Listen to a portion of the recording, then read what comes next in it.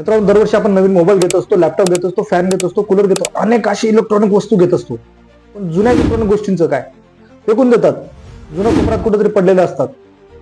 असा जन्म होत असतो ई वेस्टचा, म्हणजे इलेक्ट्रॉनिक वेस्टचा. दरवर्षी जगभरातून 15 मिलियन टन इतका ई वेस्ट निर्माण होत असतो आणि वर्षगणित हा आकडा वाढतच चाललेला आहे.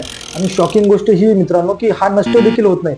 यामध्ये TV, fridge, cooler, laptop, batteries या सगळ्या गोष्टी येत असतात. आणि हा नष्ट न केल्या गेल्यामुळे माहितीये का, हवा, पाणी, माती यांच्यामध्ये प्रदूषणाचं प्रमाण वाढत आहे. मित्रांनो, जे आपण इलेक्ट्रॉनिक गोष्टी वापरतो ना, या इलेक्ट्रॉनिक डिव्हाइस मध्ये ना शीस, पादर, कॅडमियम यासारखे अनेक घातक असे रसायन असतात.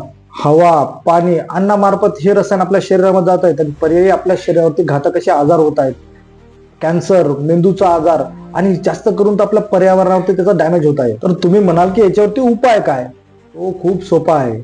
आपल्या ज्या घरातले जुने डिव्हाइस आहेत ना, ते गव्हर्नमेंटच्या अधिकृत ई वेस्ट कलेक्शन वरती जमा करा आणि ना बॅटरी आणि ते सगळ्या ज्या गोष्टी आहेत त्या वेगळ्या करा. शक्य तितकं जुने उपकरणं रिपेअर करून रियूज मध्ये आणा. कालच आपण जागतिक ई वेस्ट दिवस साजरा केला. पण मित्रांनो, सोशल मीडियावरती पोस्ट न टाकता आहे ना, ते आपण आपल्या कृतीतनं करून दाखवूयात. कारण की जो हा नेचर आहे ना, हा आपला खाजगी मालमत्ता नाही, तर आपली जबाबदारी आहे.